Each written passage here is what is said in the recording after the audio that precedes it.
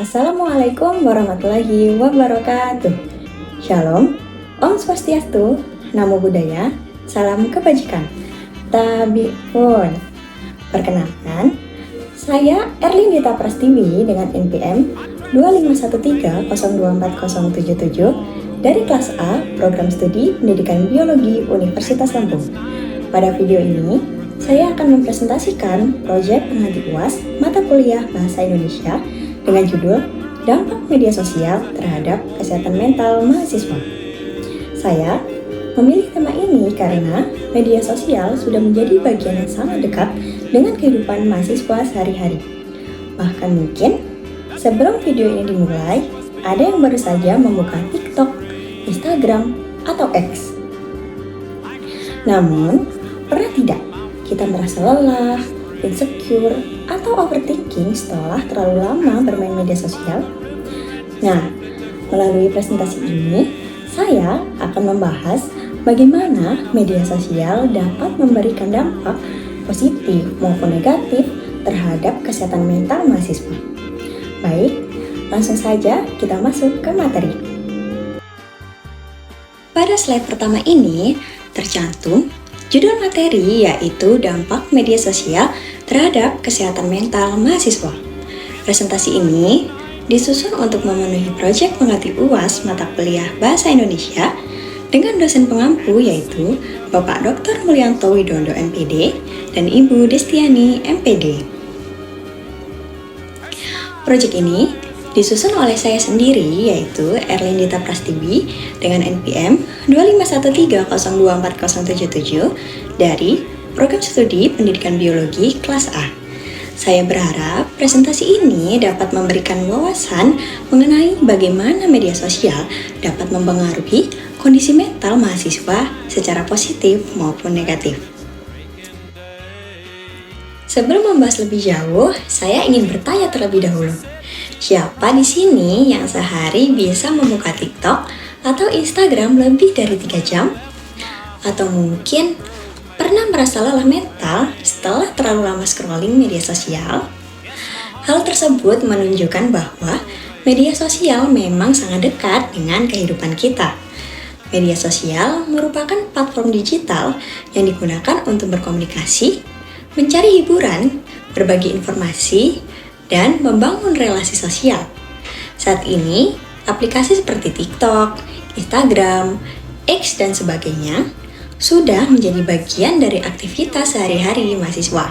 Sedangkan, kesehatan mental adalah kondisi ketika seseorang mampu mengelola emosi, berpikir positif, dan menjalani kehidupan dengan baik.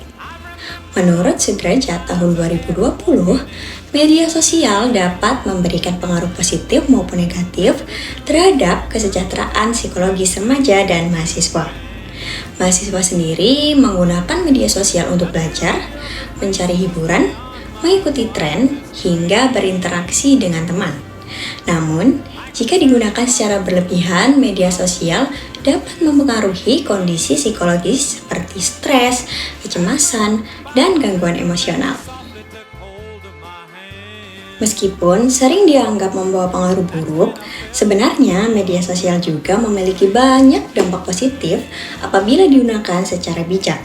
Contohnya, mempermudah komunikasi, memperluas relasi, menambah wawasan, menjadi sarana hiburan, bahkan membantu proses belajar. Saat ini, mahasiswa juga banyak memanfaatkan media sosial untuk mencari materi pembelajaran, mengikuti webinar, maupun membangun relasi akademik.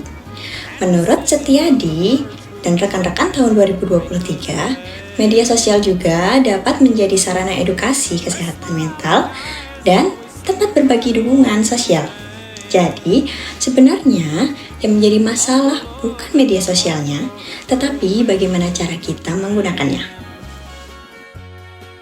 Selanjutnya, kita masuk ke dampak negatif yang pertama, yaitu insecure dan kebiasaan membandingkan diri. Saya ingin bertanya lagi, pernah nggak melihat postingan orang lain, lalu langsung merasa, kok hidup dia lebih bagus ya dibandingkan saya? Hal seperti ini sering terjadi karena media sosial biasanya hanya menampilkan sisi terbaik kehidupan seseorang. Akibatnya, banyak mahasiswa mulai membandingkan penampilan, pencapaian, bahkan gaya hidup mereka dengan orang lain. Menurut Rahmawati dan rekan-rekan tahun 2024, paparan media sosial secara terus-menerus dapat mempengaruhi rasa percaya diri dan meningkatkan kecemasan sosial. Padahal, yang terlihat di media sosial belum tentu mencerminkan kehidupan sebenarnya. Dampak berikutnya adalah FOMO atau Fear of Missing Out. FOMO merupakan rasa takut tertinggal tren, informasi, atau aktivitas orang lain. Contohnya, seperti merasa harus selalu online agar tidak dianggap ketinggalan berita atau tren terbaru. Akibatnya, seseorang menjadi sulit fokus belajar karena terus memeriksa notifikasi dan media sosial. Menurut Sudrajat tahun 2020, media sosial dapat menimbulkan tekanan psikologis karena pengguna merasa harus selalu mengikuti kehidupan orang lain. Tanpa disadari, kita jadi lebih sibuk melihat kehidupan orang lain dibanding menikmati kehidupan sendiri. Berikutnya adalah kecanduan media sosial, khususnya TikTok dan Instagram. Saya yakin hampir semua pernah bilang, cuma 5 menit scrolling kok. Tapi ternyata 1 jam sudah lewat.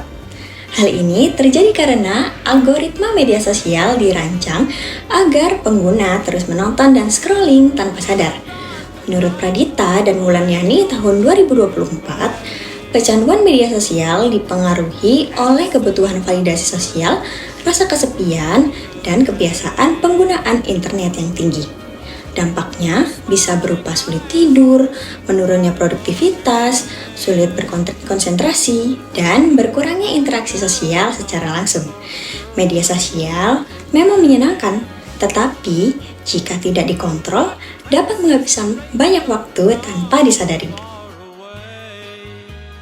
Dampak negatif berikutnya adalah cyberbullying. Cyberbullying merupakan tindakan menghina, mengejek, atau menyerang seseorang melalui media sosial. Contohnya, seperti komentar kasar, body shaming, penyebaran rumor, atau ujaran kebencian.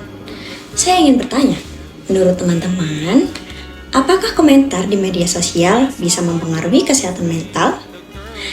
Jawabannya tentu bisa. Menurut Shiva dan Ula tahun 2024, cyberbullying dapat menyebabkan rasa takut, stres, rendah diri, bahkan depresi.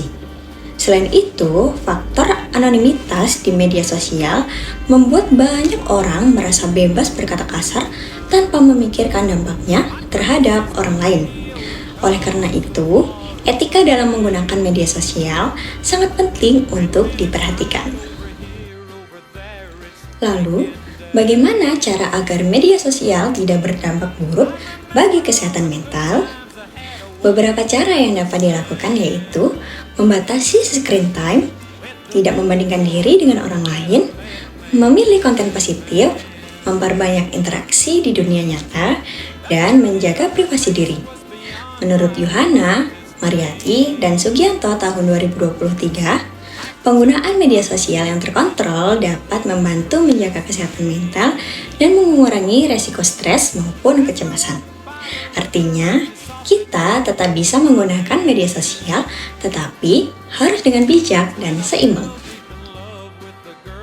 Sebagai penutup, dapat disimpulkan bahwa media sosial memiliki dampak positif dan dampak negatif terhadap kesehatan mental mahasiswa.